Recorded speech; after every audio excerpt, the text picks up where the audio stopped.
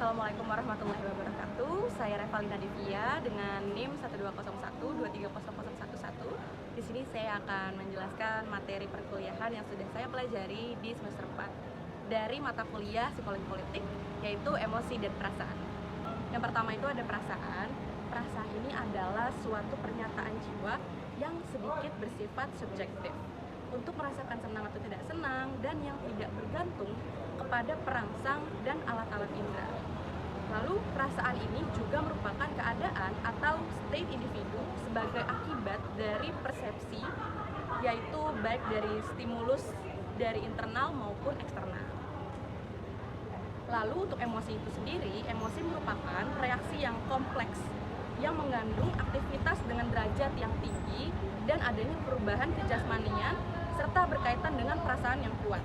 Emosi lebih intens daripada perasaan dan sering terjadi perubahan perilaku dan hubungan dengan lingkungan yang kadang-kadang mengganggu. Lalu berikutnya ada sifat-sifat perasaan. Yang pertama, pada umumnya perasaan ini berkaitan dengan persepsi dan merupakan reaksi terhadap stimulus. Lalu yang kedua, perasaan bersifat subjektif, lebih subjektif dibandingkan peristiwa psikis yang lainnya. Lalu yang ketiga, perasaan ini sering dialami oleh individu sebagai perasaan senang atau tidak senang, sekalipun tingkatannya dapat berbeda-beda. Namun, senang atau tidak senang bukanlah satu-satunya dimensi dari perasaan. Lalu berikutnya ada 3 dimensi dari perasaan. Yang pertama, senang tidak senang. Yang kedua, excited feeling atau sebagai inner feeling. Yang ketiga, expectancy feeling atau release feeling. Lalu selanjutnya ada 3 jenis perasaan. Jadi sehubungan dengan waktu dan perasaan menurut Stern, dia ini membedakan perasaan dalam 3 golongan. Yang pertama, perasaan presence atau perasaan yang timbul dalam keadaan sekarang atau saat ini. Lalu yang kedua, ada perasaan yang menjangkau maju atau perasaan yang menjangkau ke depan. Lalu yang ketiga, ada perasaan yang berkaitan dengan waktu yang telah lampau. Lalu untuk perasaan ini juga memiliki 4 macam tingkatan. Nah, untuk tingkatan yang pertama adalah tingkatan sensoris, yang mana tingkatan ini didasarkan atas kesadaran yang berhubungan dengan stimulus dan kejasmanian. Lalu yang kedua, ada perasaan kehidupan vital, yang mana perasaan ini bergantung pada keadaan jasmani keseluruhan. Lalu berikutnya, yang ketiga, perasaan psikis atau kejiwaan. Lalu yang keempat, ada perasaan kepribadian, yang mana berhubungan dengan keseluruhan pribadi.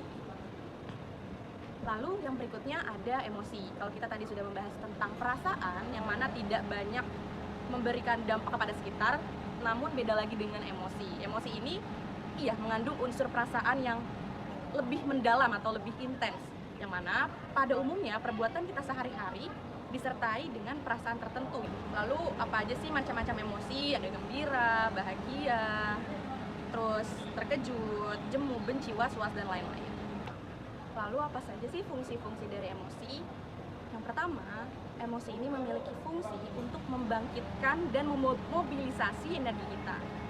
Contohnya, marah menggerakkan kita untuk menyerang, takut menggerakkan kita untuk lari, dan cinta mendorong kita untuk mendekat.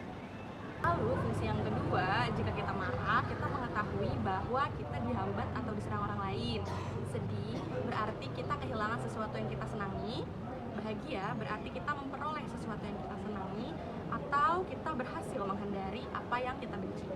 Lalu fungsi emosi yang ketiga, yaitu untuk mempertahankan hidup atau survival, di mana kita mendambakan kesehatan dan mengetahuinya ketika kita merasa sehat walafiat. Kita mencari keindahan dan mengetahui bahwa kita memperolehnya ketika kita merasakan kenikmatan estetis di dalam diri kita. Lalu fungsi yang terakhir adalah membawa pesan dalam komunikasi interpersonal, yang mana menyertakan seluruh emosi dalam pidato agar bisa dipandang lebih hidup, lebih dinamis, dan lebih meyakinkan. Lalu selanjutnya ada contoh-contoh perubahan tubuh saat terjadi emosi. Yang pertama, contoh reaksi elektris pada kulit saat kita sedang mempesona atau reaksi tersebut bisa meningkat bila mempesona. Kedua, peredaran darah bisa bertambah cepat bila kita marah. Yang ketiga, denyut jantung tambah cepat bila kita terkejut.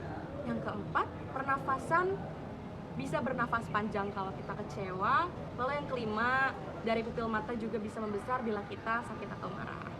Lalu, ada tipe orang yang memiliki kecerdasan emosional yang baik, yang mana orang ini memiliki kemampuan untuk mengenali perasaannya sendiri maupun perasaan orang lain, kemampuan memotivasi diri sendiri, dan kemampuan mengelola emosi yang baik dari diri sendiri. Ini dapat menjaga hubungan yang baik antara dia dan orang lain. Dan juga kecerdasan semata-mata hanya dapat memprediksi kesuksesan hidup seseorang sebanyak 20% saja. Namun 80%-nya adalah kecerdasan emosi, yang mana bila tidak ditunjang dengan pengelolaan emosi yang sehat, kecerdasan saja tidak akan menghasilkan seseorang yang sukses hidupnya di masa yang akan datang. Lalu yang terakhir dari materi emosi dan perasaan, di sini ada teori kebutuhan dari Maslow, hierarki kebutuhan dari Maslow. Yang pertama itu ada psychological needs, yang mana ini merupakan kebutuhan fisiologis yang paling mendasar dan sangat penting untuk bertahan hidup.